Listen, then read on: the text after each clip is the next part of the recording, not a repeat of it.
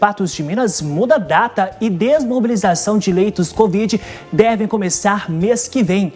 Confirmadas mais 3 mortes em decorrência da Covid-19 em Patos de Minas. Segundo a Prefeitura, o município registra 518 óbitos pelo boletim estadual. São 4 a mais. O governo de Minas quer regionalizar serviços de saúde pública. Assim, procedimentos ofertados em alguns municípios serão transferidos para outros. Mesmo com derrota na Assembleia, Romeu Zema disse que, se preciso for, vai ingressar com recurso para que serviços de saúde, segurança e educação tenham gestão da iniciativa privada. Começa a contar o prazo para que comissão processante instaurada na Câmara Municipal de Patos de Minas investigue denúncia de assédio sexual contra Marquinhos das Bananas. Moradores da zona rural pedem socorro para reparos nas estradas. Com onda verde, estudantes de mais séries retornam aos estudos presenciais. Comércio comemora resultado das vendas do Dia dos Pais. Tempo seco favorece queimadas e Corpo de Bombeiros de Patos de Minas tem trabalho para conter fogo. Tem ainda a análise da notícia a partir de agora no NTV News.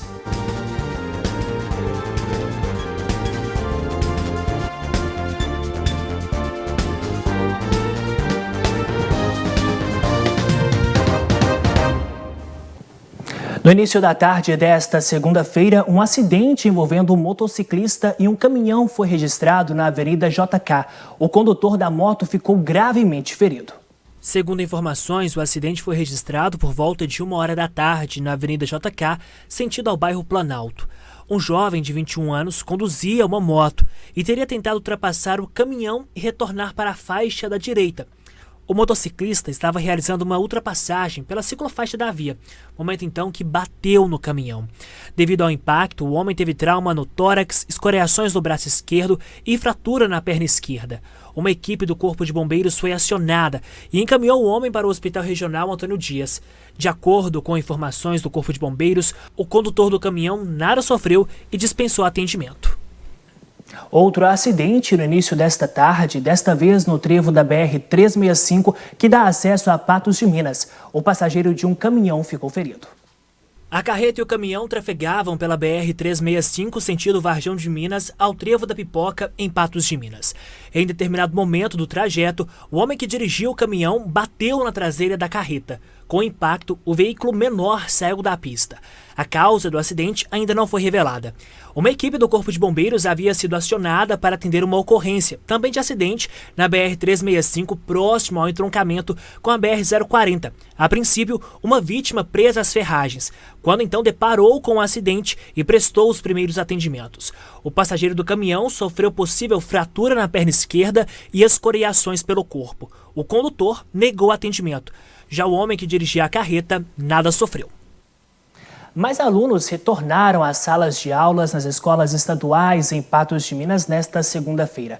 Como a retomada ainda não é obrigatória, houve baixa adesão de estudantes.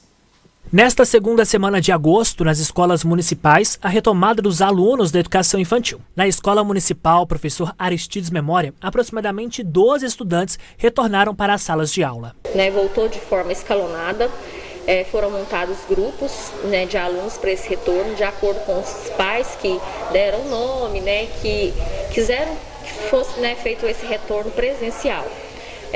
O retorno não é obrigatório, o pai tem o direito de optar ou não por o filho estar vindo nesse primeiro momento para a escola, e foi bem tranquilo. O pequeno Daniel não via a hora de voltar para a escola. Como é que é voltar aqui para a escola? Tava com saudade? Muita saudade. Eu já estou escrevendo. Tá escrevendo? Tá desenhando? Desenhando. Para os professores, um desafio. Assim, é muito bom estar na escola, ver que os pais teve interesse de mandar as crianças também, embora em número reduzido, mas eles aceitaram a proposta que nos foi passada, e nós estamos aí para ver o que vai dar, porque a gente sabe que a maioria estão em casa. Quando for semana que vem outra turma. E assim a gente vai encaixando os nossos trabalhos à realidade que nós estamos vivendo. Na rede estadual de ensino, 8 municípios já retornaram com as atividades presenciais. Nesta semana, será a vez dos alunos do 8º e 2º ano do ensino médio. Nós temos hoje a greve sanitária, mas aqui nós não tivemos muita adesão. Muito pouca adesão no nosso município. E assim, essa semana mesmo, alguns professores que aderiram semana passada já estão voltando essa semana. Os alunos também, aos poucos, eles estão voltando com a autorização dos pais.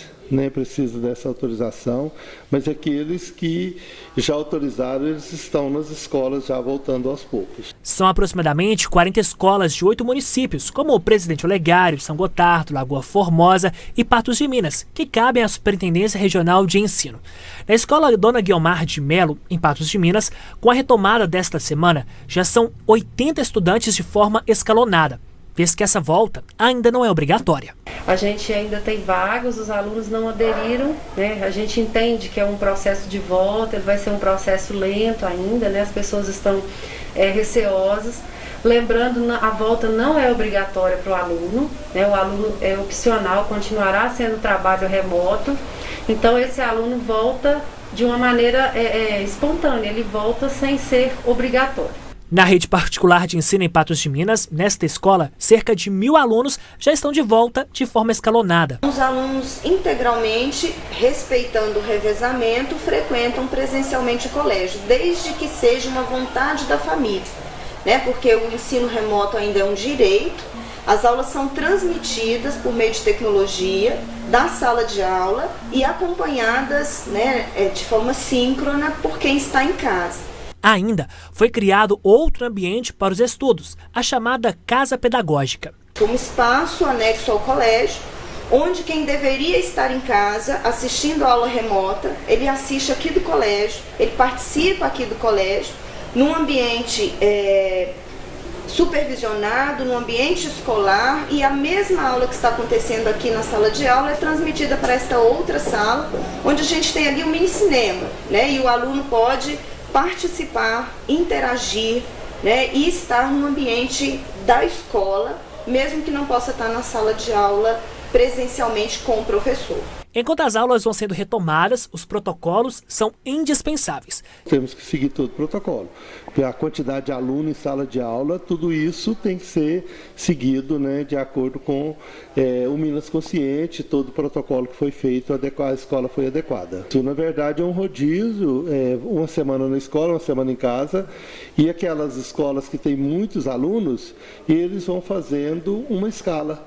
Uma semana uma certa quantidade de aluno, depois passa a semana em casa, na outra já volta outros alunos. De acordo com a Secretaria de Estado da Educação, a presença de estudantes nas escolas tem sido em média de 50%. Agora a gente muda de assunto porque as vendas do comércio do Dia dos Pais ultrapassaram as expectativas de muitos comerciantes. Um alento para quem por meses ficou no vermelho. Depois de meses em baixa, o comércio em Patos de Minas começa a apresentar índices de aquecimento nas vendas. Com o Dia dos Pais, tem empresário de sorrisão no rosto. Tá, tudo bem que a máscara tenha escondido. Mas nesta loja de roupas, por exemplo, o que mais saiu nesta data foram as camisas gola polo. Eu acho que polo é uma peça que todo papai gosta, né? Já nesta loja, sapatos sociais e sapatênis foram os preferidos para presentear os papais. Ainda se teve aumento no número de saída de acessórios. Dia dos Pais, igual o nosso maior foco aqui é o calçado. Realmente a gente teve uma venda muito significativa, tanto sapatos sociais quanto sapatênis, tênis também. Os acessórios também não deixaram, tivemos bastante venda no relógio, nos perfumes também, que a gente trabalha muito bem aqui na loja.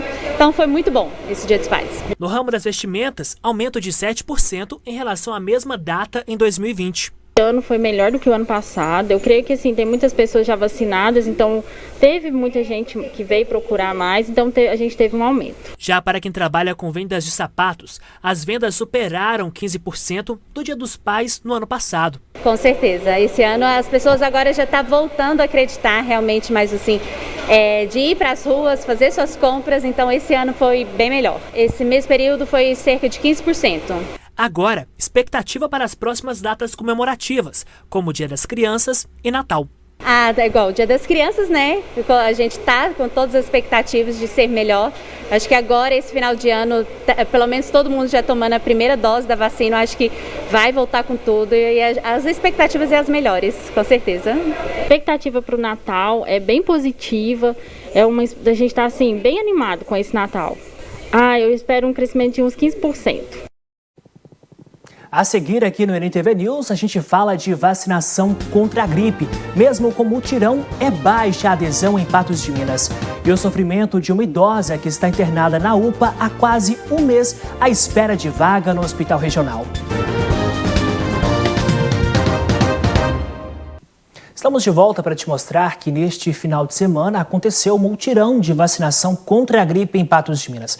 Quase 10 mil doses foram disponibilizadas. No entanto, a adesão foi baixa. Crianças a partir de 6 meses e adultos tiveram a oportunidade de serem imunizados contra a gripe. O mutirão, que ocorreu no sábado e domingo no ginásio do Unipam, disponibilizou quase 10 mil doses. Ontem recebemos 3.600 doses. Conseguimos vacinar 680, hoje estamos com 6 mil doses. Esperamos vacinar completo, né? No local amplo, muitos profissionais e enfermeiros. O movimento, no entanto, foi tímido. Vamos ficar atentos, todo mundo, e vir realmente fazer parte dessa vacinação, que é muito importante para a saúde de vocês. De acordo com Luciana, as doses seguem disponíveis em todas as unidades de saúde da cidade. E assim como a vacinação contra a Covid, ela espera que a adesão melhore. Vocês vão encontrar no posto de saúde de cada bairro e podem vacinar. Vamos preocupar, ficar atentos, tanto da gripe e o tanto de Covid. A adesão está sendo boa, mas pode melhorar. Continua o sofrimento de uma idosa que está há mais de 20 dias internada na UPA, aqui em Patos de Minas, à espera de vaga no hospital regional. A mulher de 82 anos fraturou o fêmur e precisa fazer uma cirurgia. Dercina Custódia Correia tem 82 anos e sempre foi muito ativa. Ela fazia ali dentro de casa tudinho, cuidava das obrigações dela, tudo, arrumava a casa, fazia a comidinha dela. E ela gostava de lavar as roupas, e era a vida normal. No dia 18 de julho deste ano, ela estava sozinha em casa quando caiu e fraturou a perna. Nunca deixou ela sozinha, sempre tem gente lá junto com ela, mora no fundo, sabe? Até meu menino mora lá no fundo. Aí deu esse dia, deu pra ela, meu menino foi trabalhar, a esposa dele também foi passear na mãe dela e deixou ela estava normal, fui lá cedo, não, tá tudo beleza comigo. E ela tinha que fazer do almoço, aí aconteceu que ela deu um acidente lá, ela foi, caiu, escorregou lá na área de serviço, caiu. Aí não teve ninguém para cuidar ela lá, ela ficou mais ou menos umas 3 horas cair lá dentro de casa, sofrendo, sentindo dor. E ela gritando, então, para pagar, ajudando a gritar. E eles falaram que era, pensou que era a gente chegando lá, estava brincando, que eram os filhos, não era nada. Aí ela deu conta de ir arrastando, deu conta de sair, abrir a porta e cenou. Os vizinhos viram que estava errado lá e deu socorro para ela. Desde então, a idosa está na UPA de Patos de Minas, onde também foi diagnosticada com anemia. Fez os exames tudo direitinho, aí deu a fatura que ela tinha quebrado o fêmur. Isso tudo aí aconteceu. Aí fez mais exame, acusou que ela estava com anemia. Aí falou, não, tem que comprar a injeção, que aqui não tem ela na região aqui de Patos, tem que achar no Belo Horizonte. Aí agora já tomou essa injeção, a anemia dela está normal. Após se recuperar da anemia, a idosa já fez o risco cirúrgico. Sentindo muitas dores, ela agora precisa de uma vaga no hospital regional para fazer a cirurgia de fratura do fêmur. Mas a família recebeu a informação de que a unidade de saúde não tem vaga. E os médicos falaram, você está prontinho, a anemia está tudo beleza, você já pode fazer o risco cirúrgico, está tudo normal, você pode ir lá para o regional fazer lá. Aí os médicos falaram, só que tem que ficar na espera, mais 15 dias, não sabe como. Porque minha mãe ficar mais 15 dias, até consta que até o sofrimento dela ficar aqui. As pessoas de idade, 82 anos, é muito tempo para ficar, né? Sofre muitas dores, de noite, está dormindo muito pouco, até em noite que ela passa em branco, tanto que está sofrendo dor. O corpo, as pessoas de idade, a carne fica fraca, né? Aí qualquer coisinha da ferida. Desesperada e sem condições de arcar com as despesas médicas, a família faz um apelo para as autoridades. Não tem como pagar, nós é pobre mesmo. Eu peço ajuda, porque minha mãe abra as portas lá do regional, leva ela para fazer a cirurgia, que precisa fazer a cirurgia dela. Bom, vamos às respostas. Em nota, a assessoria da rede FEMIG informou que os serviços de transferência são regulados pelos municípios, com as demandas e a capacidade de atendimento estabelecidas para cada unidade. A FEMIG, portanto, não possui autonomia para buscar transferências ou procedimentos que não sejam devidamente encaminhados pelas centrais de regulação dos municípios. A Prefeitura de Patos de Minas disse por meio de nota que já realizou o que era de sua responsabilidade, acionando a regulação para a transferência da paciente. O aceite ou não é competência do hospital, que no momento não tem vaga para receber a dona Dercina. Nós vamos ver se com a abertura, então, da Santa Casa, diminui essa longa e dolorosa espera dessa senhora e da família. Daqui a pouco aqui no NTV News, a gente fala da previsão do tempo. E tempo seco favorece queimadas e Corpo de Bombeiros de Patos de Minas tem trabalho para conter fogo. O tempo seco tem favorecido a ocorrência de queimadas e dado trabalho ao Corpo de Bombeiros de Patos de Minas. No final de semana, foram 2 incêndios de grande porte. O primeiro chamado do Corpo de Bombeiros aconteceu no sábado, em uma área de cerca de 16 hectares, abaixo do bairro Sebastião Amorim, em que o incêndio ameaçava, além da vegetação, as residências que dividem com o local. Já o segundo atendimento aconteceu no domingo, em uma área próxima ao Rio Paranaíba, no entorno do bairro Copacabana, em que uma área de aproximadamente 15 hectares, compostas da mata ciliar e pasto, foi atingida pelas chamas. O Corpo de Bombeiros reitera que a vegetação seca e alta incidência de ventos resultam em diversas queimadas durante este período, pedindo conscientização da população quanto a não provocar incêndios e ao cuidado dos proprietários quanto às medidas de segurança. E nos próximos dias, tempo seco continua e a previsão do tempo indica ligeira elevação da temperatura na região. Acompanhe os detalhes. Previsão do tempo. Oferecimento New Color.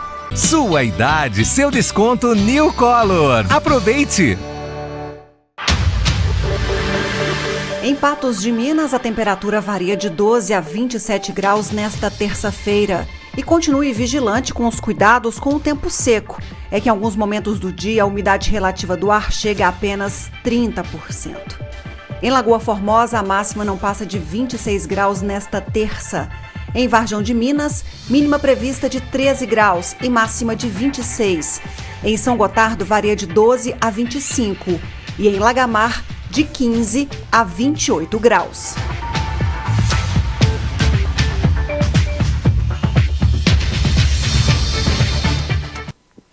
Daqui a pouco a gente te mostra que a Prefeitura de Patos de Minas muda a data e desmobilização de leitos Covid deve começar no próximo mês. Confirmada mais 3 mortes em decorrência da Covid-19 no município. E começa a contar o prazo para que comissão processante instaurada na Câmara Municipal de Patos de Minas investigue denúncia de assédio sexual contra Marquinhos das Bananas. A gente segue com o NTV News e olha, porque o valor a ser pago no programa social que pretende substituir o Bolsa Família, o Auxílio Brasil, deve ser divulgado em setembro. De acordo com o ministro da Cidadania, João Roma, o orçamento de 53 bilhões de reais para 2022 está garantido. A quantia representa 18 bilhões a mais que a verba atual de 35 bilhões de reais para o Bolsa Família. Esse é o assunto para a nossa análise da notícia, que começa agora com o jornalista e a apresentadora aqui da NTV, Gui Boaventura. Olá, Gui, uma boa noite para você. Olá, Matheus, boa noite para você, boa noite ao nosso telespectador. Diga aí, pode perguntar. Gui Boaventura, você pergunta e eu respondo. Combinado, vamos lá. A gente tem aí, então, uma mudança onde a gente vê uma verba maior do que a que tínhamos para esse novo projeto. Um substituto, então, do Bolsa Família. A gente pode encarar isso em um momento viável ou será que o governo federal teria outras opções a se fazer? Olha, você tem o governo, né? Tem duas coisas, uma na mão direita e outra na mão esquerda. E uma não pode depender da outra. Porque se você for olhar a nossa situação econômica hoje no Brasil, nós estamos passando por um momento muito sério. Nós estamos passando por um momento de geração de impostos e arrecadação muito baixa, a população passando por uma dificuldade muito grande. E aí, tudo isso você não pode mostrar para quem vai decidir essa questão do Bolsa Família, né, desse auxílio emergencial que nós teremos aí a partir de, me parece que a partir de setembro, outubro, que isso será, na realidade, definido. Porque se você for fazer essa matemática pura e simples, o Brasil não cede não concede, né, esse benefício. Então, eu diria que a presidência da República, que a União, está em maus lençóis, porque precisa ajudar o povo, sabe? O povo está passando, tem gente passando por momentos, vivendo momentos abaixo da linha da pobreza, isso tem aumentado a cada dia que passa. Nós temos visto isso aí a olho nu, né? Nós estamos vendo a dificuldade hoje que as pessoas têm para comprar alimentação para dentro de casa, tudo está um preço absurdo, a inflação lá em cima, está tudo contando contra quem ganha pouco. Essas pessoas precisam ser ajudadas. Agora, onde vai buscar dinheiro para isso é uma outra história. Mas aí é uma questão de eleger prioridades. O governo tem que eleger prioridades. Vou gastar com outros programas sociais? Não vou gastar com outros programas sociais, porque eu vou matar a fome do povo.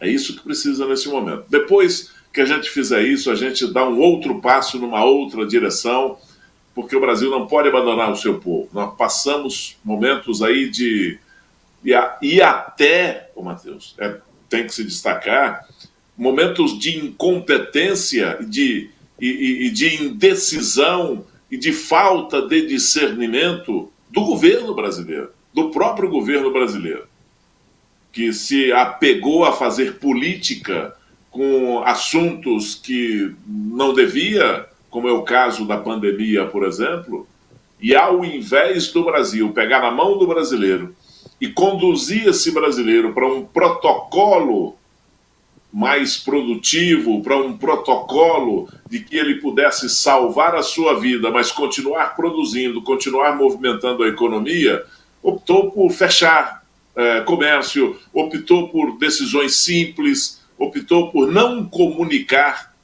com o povo, porque a comunicação nessa pandemia de governo, tanto do governo federal quanto do governo estadual e também, e eu diria que mais ainda do governo municipal, foi abaixo de zero, foi abaixo da crítica. A comunicação foi nada.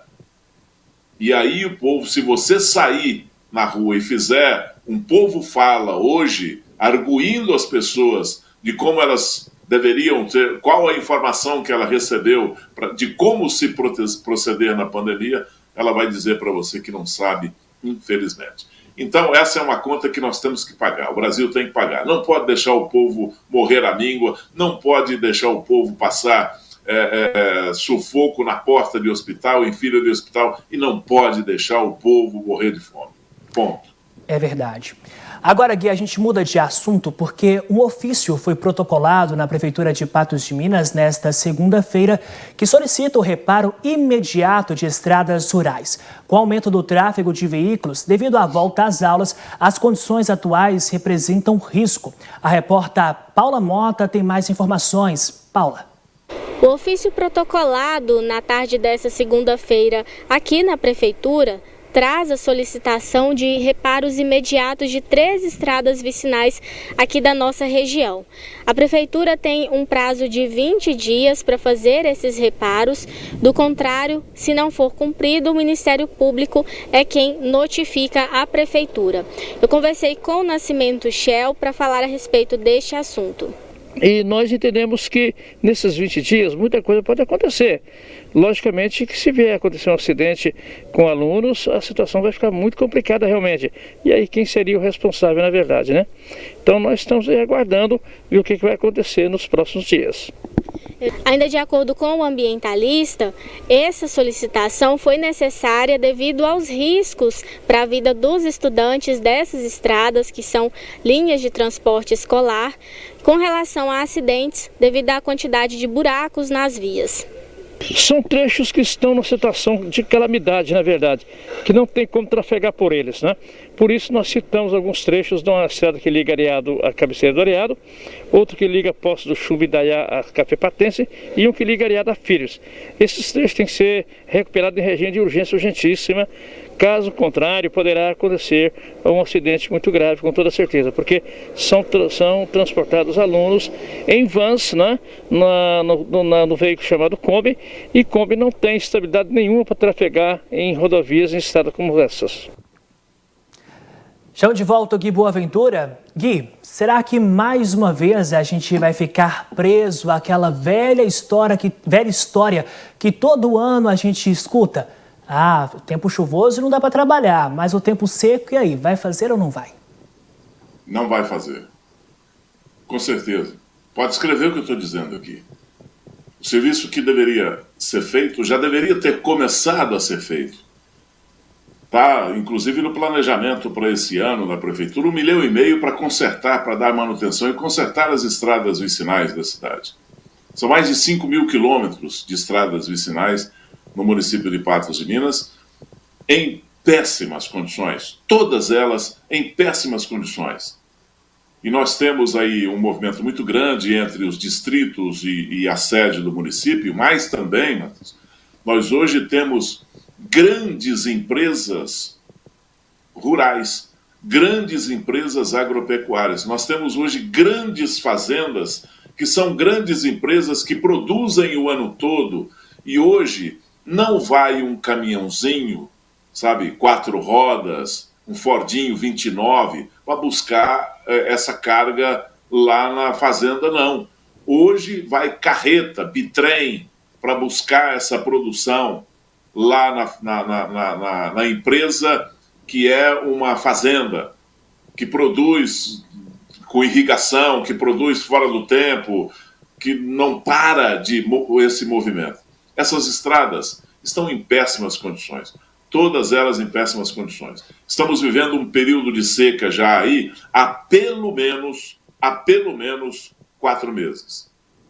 Nós estamos aí, abril, maio, junho, julho e agosto, que ainda não terminou, que nós estamos no começo dele, mas que será o 5º mês que não chove aqui na nossa região.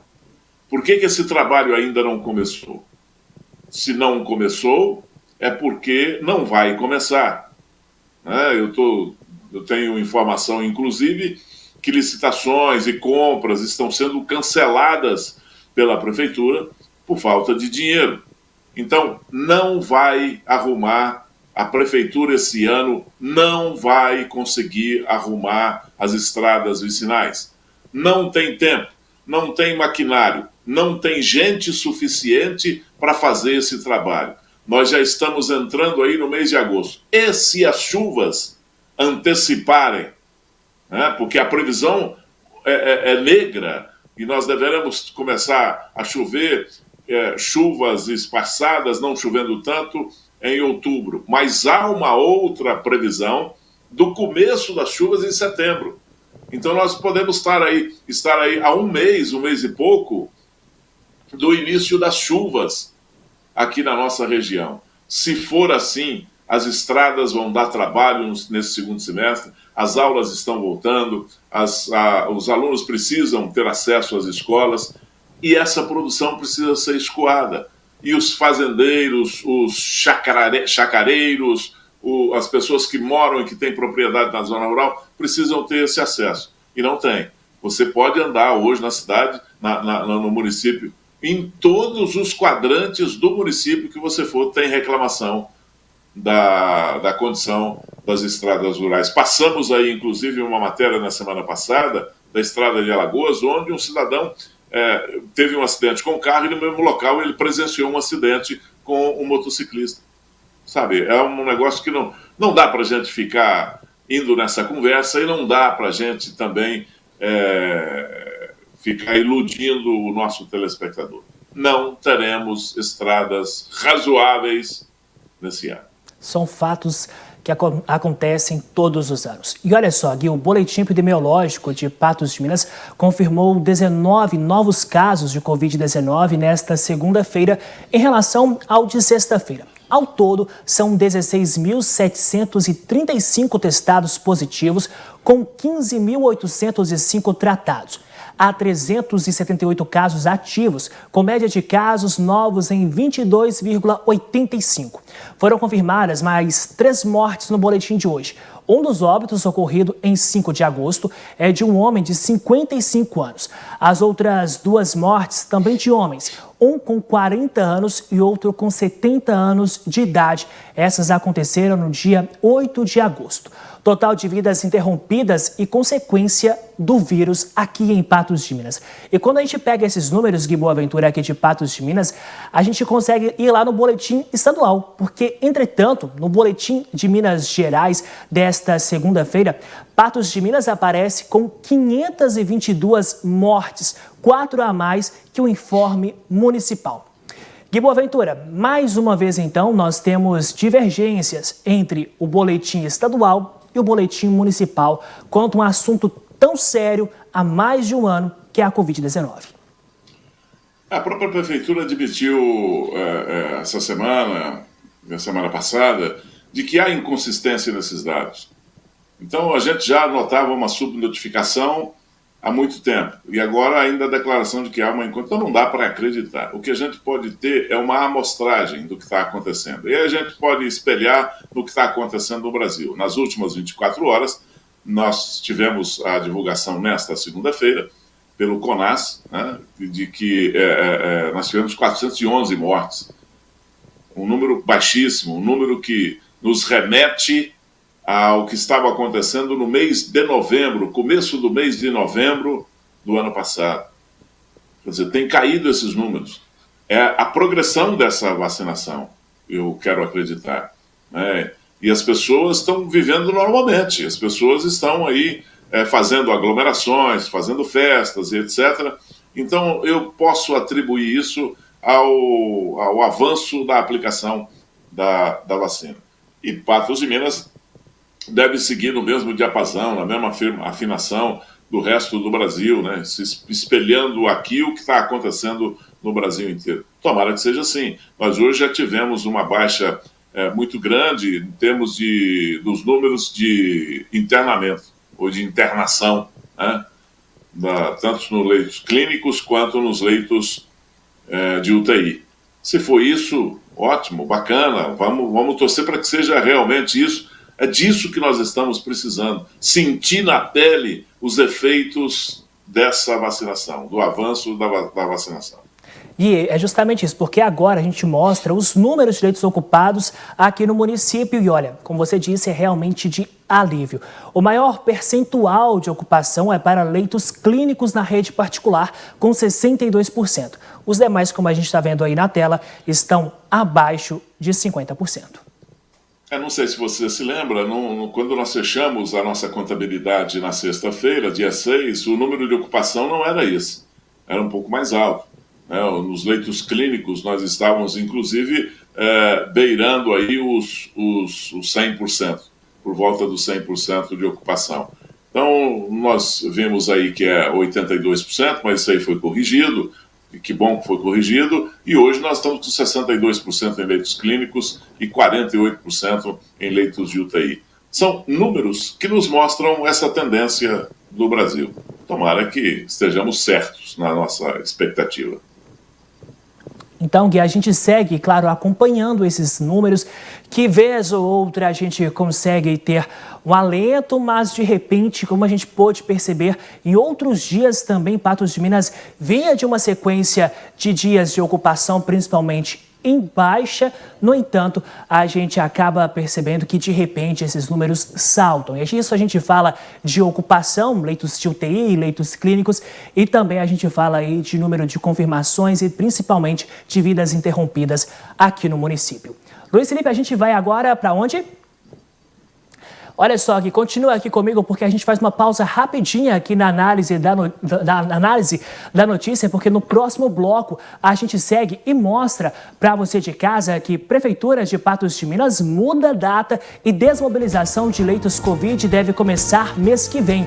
Mesmo com derrota na Assembleia, Romeu Zema diz que, se preciso for, vai ingressar com recurso para que serviços de saúde, segurança e educação tenham gestão da iniciativa privada.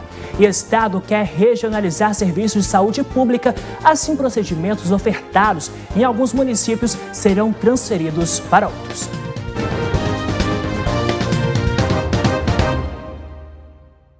E o governador de Minas Gerais vetou na semana passada o projeto de lei aprovado pelos deputados que proíbe que o terceiro setor assuma a gestão das áreas da educação, saúde e segurança. Aqui em Patos de Minas, Romeu Zema insistiu que, caso a Assembleia mantenha o projeto de lei, vai entrar com recurso. Continua a queda de braço entre o governador de Minas Gerais e deputados sobre a gestão nas áreas da saúde, educação e segurança. Para parlamentares mineiros, com exceção da ala governista, a responsabilidade com esses setores essenciais para a população é do Estado. Tanto que o projeto de lei que impede a celebração de contratos com a iniciativa privada nessas áreas foi aprovado em 2 turnos pelos deputados de Minas. Assim, a gestão do Hospital Regional Antônio Dias, por exemplo, não poderia ser por uma organização social, OS. E se der soberania para a iniciativa privada cuidar de uma coisa tão nobre como é a vida dos pobres, principalmente, daqueles mais necessitados, fica difícil de a gente conviver com essa miséria na saúde pública. Entretanto, o governador de Minas Gerais vetou o projeto de lei que prevê a gestão das áreas da saúde, educação e segurança com a iniciativa privada. Em Patos de Minas, Romeu Zema reforçou que não abre mão da terceirização. É o modelo que nós acreditamos, é o que se faz lá fora, não é o Estado tendo hospitais públicos, é o Estado, sim, custeando instituições beneficentes como a Santa Casa, que tem muito mais agilidade, muito mais eficiência para poder prestar esse tipo de serviço. Nós vetamos porque acreditamos que não é o melhor caminho. Se esse veto não tivesse sido procedido, nós não teríamos como fazer isso aqui. E várias organizações no Estado vão ficar numa condição de ilegalidade. Será que é isso que nós queremos? Atrapalhar quem quer trabalhar? Eu quero facilitar a vida de quem trabalha. Eu quero impedir bandido de agir. Romeu Zema garantiu que vai dar prosseguimento à terceirização e, se necessário, entrará com recurso. Isso porque uma comissão especial terá 20 dias para emitir parecer sobre o veto do governador. No prazo de 30 dias após o recebimento, os deputados vão apreciar o veto e, para que seja derrubado, pelo menos 39 dos 77 deputados devem votar favoravelmente. De Boaventura, olha só, aqui ressalta-se que o edital segue normalmente. O que acontece é que o governo de Minas Gerais não pode nomear e efetivar a empresa escolhida devido à pandemia da Covid-19. Por enquanto, nessa queda de braço entre Zema e deputados, quem deve ganhar? Olha, hoje, a informação que eu tenho é que hoje a Assembleia derruba o veto. Tem voto para derrubar o veto, hoje. Agora, política é como dizia o Tancredo Neves, né? É como uma nuvem no céu. A cada momento que você olha para ela, ela tem uma forma, ela tem um formato. Então, hoje a Assembleia tem condição de derrubar o veto e parece que quer derrubar o veto do governador e promulgar essa lei no que todo mineiro acredita, né? No que todo mineiro quer. O Conselho Estadual de Saúde trabalha para isso e movimenta as forças, principalmente sindicais e associações ligadas à saúde pública, para pressionar esses deputados para contar a vontade do povo, que é de derrubar o veto do governador e promulgar essa lei. Agora, um recado para o governador aqui: o que se faz lá fora, onde? Onde que isso é feito lá fora, com sucesso? No Rio Grande do Sul, está cheio de processo e cheio de exemplos que as OSs não deram certo. No estado de São Paulo, há pouco tempo, nós tivemos o último episódio em relação à saúde pública no estado de São Paulo, foi um hospital administrado por uma OS e que teve, inclusive, uma ação da Polícia Federal lá dentro desse hospital, com o Ministério Público tomando providência. O Rio de Janeiro, a saúde do Rio de Janeiro está do jeito que está e proporcionou a corrupção que proporcionou, derrubando o prefeito, derrubando os últimos prefeitos, derrubando os últimos governadores do estado por causa dessa corrupção. Tudo em função da existência das OSs. Eu queria saber do governador onde é que deu certo, onde está dando certo. Pode ter alguma coisa dando certo, um gato pingado aqui e ali, como deu certo, por exemplo, a maçonaria em Uberlândia, administrando as UAIs. Isso deu certo, até um determinado ponto, até um tempo que saturou a convivência dessa organização com um poder público e teve que ser desfeito. Então, eu só queria saber do governador onde isso deu certo. Onde está essa maravilha? Lá de fora onde? Dos Estados Unidos? Mas não moramos lá. Lá de fora onde? De algum país da Europa? Também não estamos morando lá num país da Europa. Nós moramos no Brasil, com a nossa cultura tupiniquim, com o nosso jeito de fazer política, com o nosso jeito de administrar. Então, faça-me o favor. Olhe aqui para dentro e veja o que o povo quer. Só isso. Por falar em coisa nossa, a gente continua falando de saúde, Gui, e a Secretaria de Saúde de Patos de Minas disse em julho à reportagem da NTV que a desmobilização de leitos Covid-19 no hospital de campanha estava previsto para julho. Entretanto, houve mudança de data e a Prefeitura informou ao jornalismo da NTV nesta segunda que agora a previsão é que ocorra a partir de setembro, com a desmobilização de 10 leitos caso continue a baixa ocupação. A Santa Casa de Misericórdia de Patos de Minas iniciou o funcionamento nesta segunda-feira com 9 leitos de UTI. Aí, Gui, a gente vê mais uma vez uma nova etapa, um novo capítulo envolvendo a saúde aqui em Patos de Minas.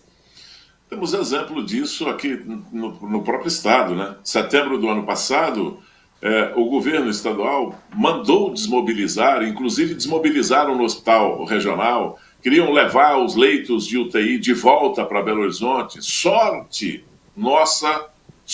dessa região aqui, que eles não foram levados. Então é preciso ter cuidado. Eu não afirmo aqui nem que pode ser feito, nem que deve ser feito, ou nem que não deve ser feito. Isso porque ninguém sabe o que vai acontecer em relação a essa pandemia amanhã. Nós não sabemos qual que será a repercussão dessa variante Delta que está aí já em 90% dos casos detectados já estão sendo confirmados de que foram causados pela variante Delta. E se aparecer uma outra variante nesse ínterim, e aí nós vamos fazer o quê? Se tiver um novo surto dessa, é preciso que tenhamos essa pandemia controlada. Não adianta passar o pé na frente da mão. Não adianta passar o carro na frente dos bois. É preciso ter essa estrutura, e é preciso ter essa estrutura com uma faixa de segurança para que não tenhamos nenhum perrengue, para que não tenhamos nenhum dissabor de uma hora para outra. Ah, mas você está anunciando a desgraça? de maneira nenhuma. Estou torcendo para que a gente não precise, que tenha aí os 10 leitos encostados e que ninguém ocupe durante mais um ano, ou quem sabe 2, até o momento em que a saúde no mundo, a Organização Mundial de Saúde, bata o martelo, está controlada a pandemia. Pois é, Gui, Patos de Minas é referência em saúde para 33 municípios da região. Mas serviços oferecidos hoje no município e mantidos pelo Estado podem ser transferidos para outras cidades. Vamos conferir. A ideia do governo do estado é regionalizar serviços públicos de saúde e não concentrá-los em poucas cidades. Assim, alguns procedimentos que são oferecidos em Patos de Minas, por exemplo, passarão a ser disponibilizados em outros municípios. A ideia é regionalizar alguns atendimentos e toda a região noroeste, que é muito longa, consigo ter mais perto de casa o atendimento. Com a pulverização dos serviços, ao invés de novas vagas, a expectativa é de que o Hospital Regional Antônio Dias tenha realocação de leitos. Ainda não tem previsão, mas pode acontecer com o remanejamento de alguns serviços, a gente ampliar outros tipos de leitos lá. Pois é, Gui, a gente então vê mais uma vez um novo desdobramento quanto à saúde e como a gente vem debatendo aqui, vem falando durante todo esse bloco, a saúde ela é coisa séria e é preciso que os governantes, os responsáveis ajam com responsabilidade. Eu só quero falar a respeito dessa fala do secretário aí. Chega aqui e fala em cima do imponderável, a gente precisa de informação consistente, informação correta. Não, estamos trabalhando para descentralizar. Que jeito? Como? Aonde vai, para onde será levada uma estrutura? Porque é preciso fazer um hospital em Paracatu, Naí, para essa região noroeste ser atendida lá, porque vem gente de Arinos, vem gente de tudo quanto é lugar, e lá da divisa da Bahia vem gente para a referência que você disse aqui, que é Patos de Minas. Agora, como é que vai ser feito isso? Em quanto tempo vão construir um hospital? Acham que tem lá, em todo canto, tem uma Unipam que vai dar um suporte para se fazer um hospital da noite para o dia? Não é assim, né? O secretário vem aqui para vender ilusão, e isso não está certo, principalmente nessa área da saúde. Eu não acho que isso é certo, não, e esse serviço vai continuar tendo esse caos, tendo esse problema que nós temos que conviver com ele todos os dias. Verdade. Bom, Gui, então a comissão processante da Câmara Municipal que vai investigar a situação da denúncia contra o vereador Marquinhos das Bananas foi definida. E o prazo para investigar a denúncia de assédio sexual protocolada por uma assessora contra o vereador Marquinhos das Bananas começou a contar. Serão 90 dias para apresentar o resultado. Vamos ver. A denúncia por assédio sexual protocolada pela assessora parlamentar contra o vereador Marcos Antônio Rodrigues Marquinhos das Bananas foi aceita na Câmara por unanimidade pelos vereadores presentes na última quinta-feira. Os sorteados para compor a comissão processante foram o vereador Mauri Sérgio Rodrigues, Mauri da JL, que é membro da comissão, vereador José Eustáquio de Faria Júnior, relator, e o vereador João Batista Gonçalves, Cabo Batista, que é presidente da comissão. Os parlamentares têm agora 5 dias para notificar o denunciado. Este terá 10 dias para apresentar defesa prévia, podendo incluir até 10 testemunhas. Apresentada a defesa, uma nova reunião será feita pela comissão. Recebemos uma denúncia aqui na Câmara Municipal e na reunião passada ela foi colocada em votação, foi lida, né? Onde foi aceita por os vereadores que estavam presentes. Aí nós vamos analisar, né? Para ver se vai prosseguir ou vai arquivar. Os vereadores têm até 90 dias para concluir o julgamento. A Polícia Civil também investiga o caso. E o que preocupa a advogada da assessora é que a comissão conclua o julgamento antes do encerramento do inquérito, que poderia mudar o curso da investigação até no âmbito administrativo. O que realmente eu espero, né, é que a conclusão do inquérito diante da Polícia Civil, ele termine o quanto antes, né, para que seja uma apuração justa, tanto no âmbito administrativo quanto no âmbito criminal, né, porque eu quero acreditar que o processo administrativo ele vai ser julgado com base também no que se concluir no inquérito diante da Polícia Civil. Com os prazos ainda a serem cumpridos, há de se esperar pelo resultado.